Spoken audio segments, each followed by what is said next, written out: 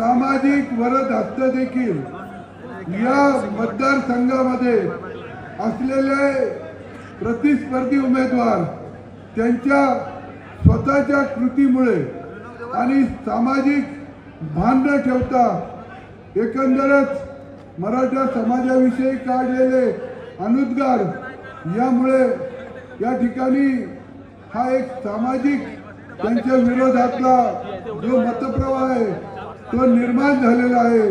त्याला कारणीभूत देखील ते स्वतः आहे।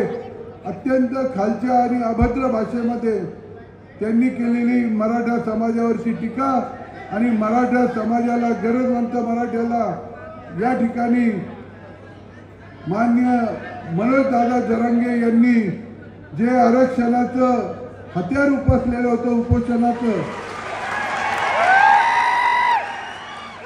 त्यांना देखील या ठिकाणी या महाशयांनी अत्यंत खालच्या भाषेमध्ये त्यांना संबोधित केलं। साहेब, ही लढाई व्यक्तिविरुद्ध नसून ज्या व्यक्तीने महाराष्ट्रातील समाजामध्ये तेढ निर्माण केले त्या व्यक्तिविरुद्धची ही लढाई आहे।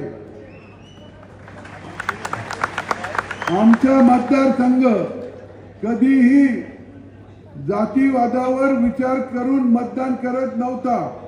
या मतदारसंघामध्ये 2 वेळेस जनार्दन पाटील हे आमदार झाले। ते वंजारी समाजाचे होते। डॉक्टर कानडे ज्यांचे या मतदारसंघामध्ये 10-20 घरं नसतील ते देखील या मतदारसंघाचे आमदार झालेले होते। त्याचबरोबर हिरूभाऊ गवळी त्यांचे 5-7 घरं असतील ते देखील या मतदारसंघाचे आमदार झालेले होते। त्या अगोदर एकदम सुरुवातीला 52 मध्ये माझे वडील आणि त्यानंतर 67 मध्ये असे 2 टर्म या ठिकाणी आमदार म्हणून राहिले। त्यानंतर निवृत्ती रामजी बोरकडे हे 72 ला आमदार झाले। त्यानंतर 2 टर्म कल्याणराव पाटील हे आमदार होते। त्यापूर्वी या ठिकाणी 1985 साली आपण दिलेल्या हाकेला वो देत या नाशिक जिल्ह्याने सर्वच्या सर्व पुलोचे आमदार उमेदवार त्या ठिकाणी निवडून देऊन आपल्या वोटीमध्ये टाकलेले होते। त्यामध्ये माजी आमदार मारुतराव पवार ज्यांना या ठिकाणी जनतेने वर्गणी गोळा करून त्या ठिकाणी पाठवलं होतं। आणि साहेब, मला सांगावंसं वाटतं, मला सांगितलं पाहिजे, 10 दिवस झाले प्रचार सुरू होऊन मला देखील या जनतेने वर्गणी करून आपापल्या गावामधनं हातभार लावत आहे। साहेब, जी व्यक्ती बाळासाहेबांची झाली नाही, आपण उपमुख्यमंत्री पद दिलं, मंत्रीपद दिलं, महाराष्ट्र सदन घोटाळ्यानंतर ही मंत्रीपद दिलं। आपल्या कठीण काळामध्ये आपल्याला सोडून हे महाशय हे समोर गेले आणि आपण सांगितल्याप्रमाणे खरं आहे का या ठिकाणी अजित दादा काय करता बघायला गेले आणि तिकडे जाऊन मंत्रिपदाची शपथ घेतली। हे जे कृत्य घडलेलं आहे आणि त्या कृत्याबद्दल या येवलेकरांसमोर आपण पहिल्या सभेमध्ये या ठिकाणी मी सहसा चुकत नाही, परंतु माझा अंदाज चुकला, त्यामुळे मी येवलेकरांची माफी मागतो। हे काढलेले वाक्य, हे काढलेले उद्गार आजही आमच्या या जनतेच्या मनामध्ये घर करून आहेत आणि त्या उद्गाराचा वचपा काढण्याचं काम 20 तारखेला ही आमची जनता करणार आहे। आपण या ठिकाणी या येवलेकरांची माफी मागितली, त्या माफीचा वचपा 100 नाही 101% ही जनता काढणार आहे। कारण ही जनता तुमच्या बरोबर आहे, तुमच्या बरोबर आहे। ही लढाई माझी प्रतिकात्मक आहे, बाकी लढाई जनतेने हातात घेतली ही तुमच्यासाठी, तुमच्या शब्दाखातर या ठिकाणी ही सर्वची सर्व जनता आपली वाट बघत होती आणि आज आपण आलात आपलं खूप खूप स्वागत करत देखील आम्ही या ठिकाणी आपणापुढे आमच्या या मतदारसंघासंदर्भात काही बाबी मांडू इच्छितो। आपणच महाराष्ट्राचा जातीय सलोखा टिकवू शकतात, ती ताकद फक्त आपल्यातच आहे। शाहू फुले आंबेडकरांचे विचार पायदळी तुडवले केवळ स्वार्थासाठी असे हे आमचे समोरचे आजचे प्रतिस्पर्धी उमेदवार आहेत। साहेब, 4 इमारती झाल्या, 2 रस्ते झाले म्हणून काही विकास होऊ शकत नाही। तेही सुरुवातीच्या काळात झाले। साहेब, 150-200 वर्षाच्या इमारती या येवल्यामध्ये आहे, त्यात अद्यापही थेंबभर पाणी त्यात गळत नाही। परंतु 15-17 वर्षापूर्वी झालेल्या शासकीय इमारती आज पावसाळ्यामध्ये गळताना दिसतात, खाली बादल्या लावाव्या लागतात। अशी तर परिस्थिती, इतक्या उत्कृष्ट क्वालिटी या मंत्री महोदयांच्या त्या काळामध्ये निर्माण झाली। रस्ता पुढे 2 किलोमीटर होतो, मागचा रस्ता 2 किलोमीटरचा उखडला जातो। केवळ आणि केवळ मलिदा ज्ञान, फक्त मलिदा ज्ञान या ठिकाणी तयार केले गेले। 4-10-5 लोकांना या ठिकाणी टेंडर आणि त्यांच्या या ठेकेदारीच्या माध्यमातून त्यांचा विकास झाला असेल, त्यापेक्षा या जनतेचा कवडीचा विकास झालेला नाही साहेब। या ठिकाणी MIDC झाली, पण त्या MIDC मध्ये अद्याप एकही उद्योग नाही। या प्रतिस्पर्धी उमेदवाराच्या काळात 20 वर्षात उपमुख्यमंत्रीपदी आपण बसवलं तरी परंतु कोणत्याही सुशिक्षित किंवा अशिक्षित कुणालाही 4 लोकांना काम मिळेल, हाताला काम मिळेल अशा रीतीनं कोणताही प्रकार किंवा कोणताही उद्योग या महाशयांनी या ठिकाणी आणलेला नाही। आणि आता त्या MIDC मध्ये आपल्याला तुमच्या मार्गदर्शनाखाली तुमच्या हातूनच या येवल्यामध्ये रोजगार सुरू होईल आणि 4 हाताला काम मिळेल अशी आम्ही अपेक्षा या ठिकाणी व्यक्त करतोय।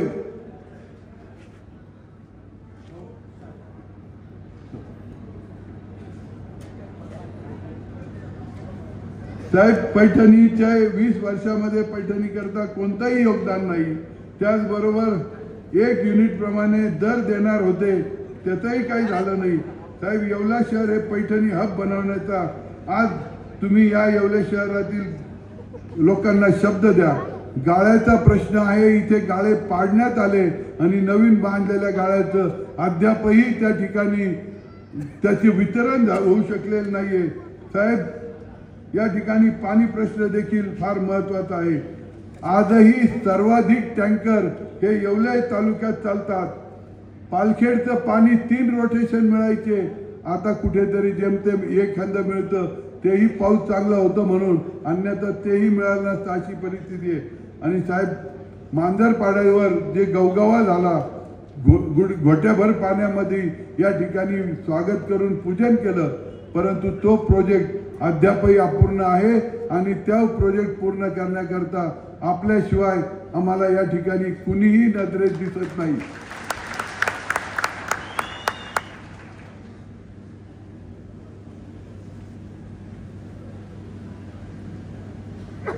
साहेब, या निवडणुकीत तुम्ही मला उमेदवारी देऊन या लोकांचा आशीर्वाद घेण्याकरता सांगितलं। निश्चितच ही आमची येवले लासलगाव मतदारसंघातील जनता तुमचा शब्द खाली जाऊ देणार नाही। आणि मी या सभेच्या निमित्ताने सर्व येवला लासलगाव मतदारसंघातील बांधवांना विनंती करतो की आपल्याला येत्या 20 तारखेला परिवर्तन घडवायचं आहे। माझी आपल्याला एकच विनंती आहे की आपण स्वतःला प्रत्येकाने स्वतःला माणिकराव शिंदे म्हणून घ्या आणि प्रत्येकाने फक्त मनात ठेवा, मी माणिकराव शिंदे, मी भुजबळांना पाडणार हे मनामध्ये ठेवा. 20 तारखेला मतदानाला जा. 23 तारखेला परिवर्तन झालेलं दिसेल आणि हे करायची जबाबदारी ही तुमची आहे. अख्खा महाराष्ट्र हा तुमच्याकडे आशेने बघतोय. ती जबाबदारी ही तुमच्यावर आहे. तुम्हाला ही जबाबदारी पार पाडायची आहे. एवढंच आपल्याकडून शब्द घेतो आणि थांबतो. जय हिंद, जय महाराष्ट्र. कराळे सरांना विनंती आहे. तत्पूर्वी आपले जिल्हा परिषदेचे सदस्य, आपल्या सर्वांचे नेते महेंद्रजी काले हे राष्ट्रवादी काँग्रेसमध्ये प्रवेश करत आहेत. मी आदरणीय साहेबांना तोंडाची मागणी विनंती करतो. खरं तर खूप चांगली आनंदाची गोष्ट आहे. मी सर्वांना विनंती करतो आणि महेंद्रजी कालेंचं राष्ट्रवादी काँग्रेसमध्ये सहर्ष असं स्वागत करतो. धन्यवाद काले साहेब, आपण येवल्याची भूमिका निभावली, येवल्याचं मन जिंकलं. पुन्हा एकदा राष्ट्रवादीच्या परिवारात महाविकास आघाडीत महेंद्रजी काले यांचं सहर्ष स्वागत करतो. महाविकास आघाडीचा, शरद पवार साहेबांचा, माणिकभाऊ शिंदेचा, आदरणीय कराळे सर आपलं मनोगत व्यक्त करतात.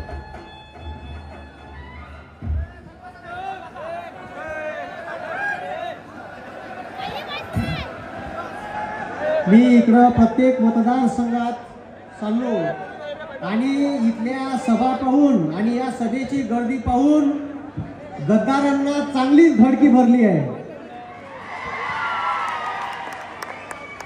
आणि एवढं लक्षात ठेवा, या गद्दारांना त्यांची जागा दाखवण्याचा विडा आदरणीय पवार साहेबांनी उचलला आहे आणि त्याच्यासाठी तुमची साथ हवी आहे. देणार का? शाबाश. तुमची गर्दी हीच आपल्या, तुमची जी गर्दी दिसत आहे, तुमची गर्दी हीच आपल्या विजयाची तुतारी आहे. आणि इथून येणाऱ्या 20 तारखेला हे जे मलिंदा गँग आहे, ज्यांनी पवार साहेबांना धोका दिला, त्यांच्या एका घरात 2 तुकडे केले, काही सुरत मार्ग गुवाहाटी पयाले आणि सरकार स्थापन केलं. त्यांनी हे लक्षात ठेवा, त्यांना ठाकरे साहेबांनी काय नाही दिलं, ऑटो रिक्षावाल्यापासून तर मंत्रीपदापर्यंत पोहोचवलं. आदरणीय पवार साहेबांनी स्वतःच्या मुलीला मंत्रीपद नाही दिलं, पण आमदारापासून तर मंत्रीपदापर्यंत पोहोचवलं. तरी मात्र पक्ष फोडून हे मलिंदा गँग केवळ ईडी आणि सीबीआयच्या धाड आपल्यावर पडते आणि आपण जेलमध्ये जातो का का असं वाटलं आणि तिकडे जाऊन बसले.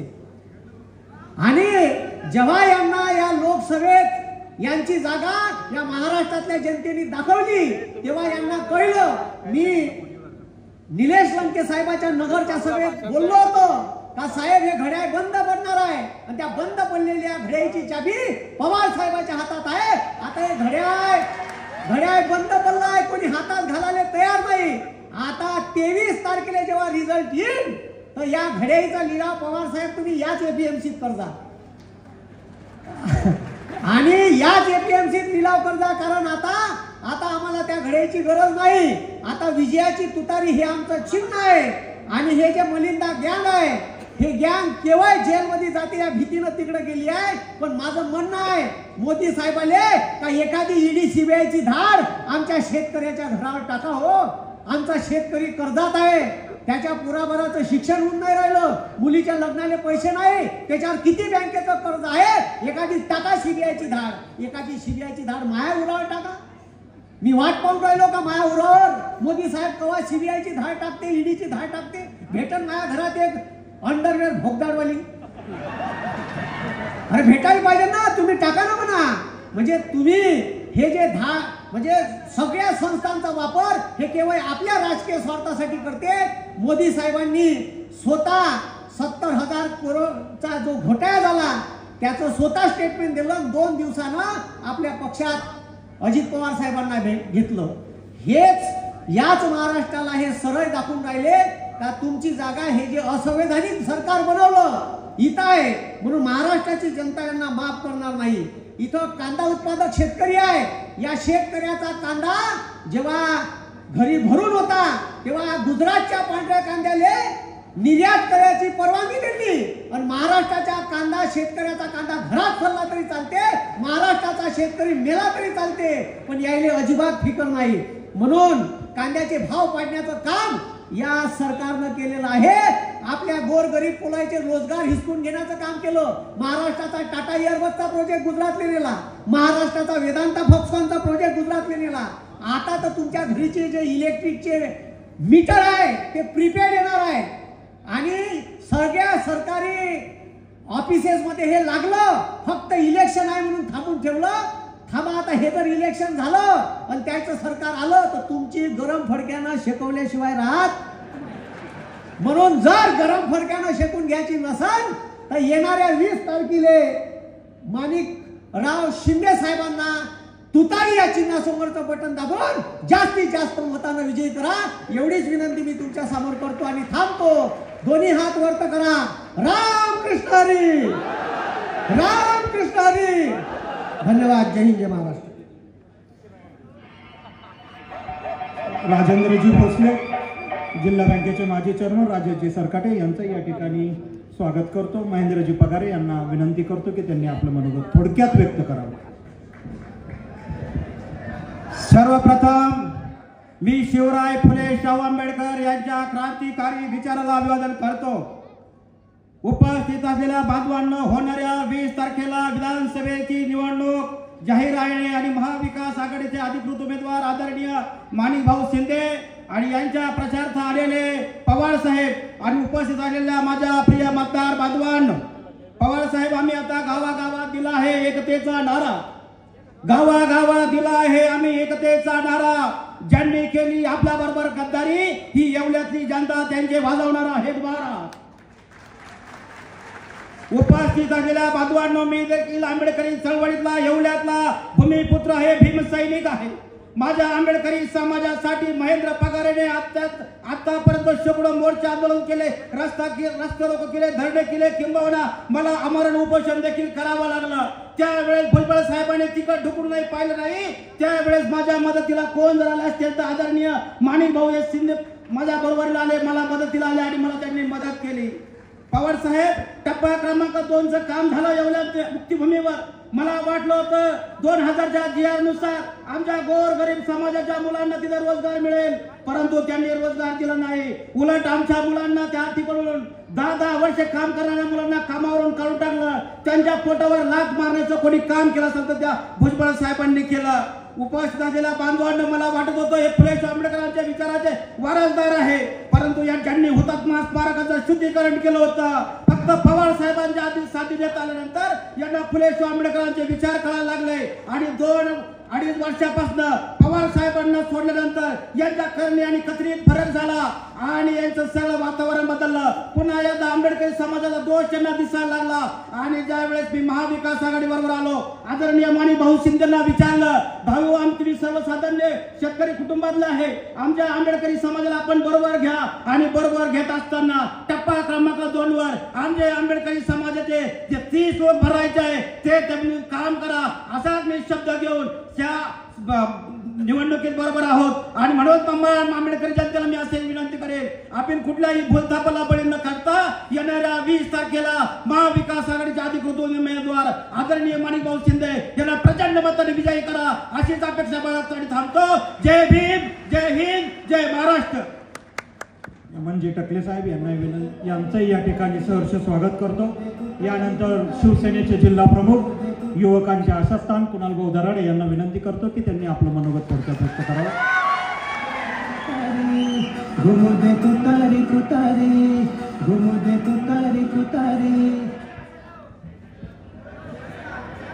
छत्रपती शिवाजी महाराज की.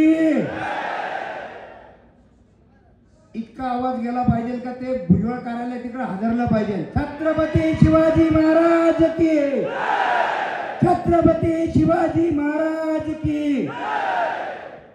प्रभू श्री रामचंद्रांच्या पदस्पर्शाने पावन झालेल्या या भूमीमध्ये ऐतिहासिक, साहित्यिक, सांस्कृतिक, शैक्षणिक वारसा असलेल्या या येवला तालुक्यामध्ये तसंच पैठणीचं माहेर घर समजल्या जाणाऱ्या या येवल्या शहरामध्ये महाराष्ट्राच्या शेतकऱ्यांचं दैवत अर्थात आपल्या विठ्ठलाचं आज साक्षात या ठिकाणी दर्शन झालेलं आहे। योगायोग बघा, आज या ठिकाणी कार्तिकी एकादशी आणि त्या एकादशीच्या निमित्ताने या ठिकाणी पवार साहेबांनी आपल्याला या ठिकाणी सभा दिली। मी या येवला लासलगाव मतदारसंघाच्या वतीने पवार साहेबांचं सहर्ष स्वागत करतो।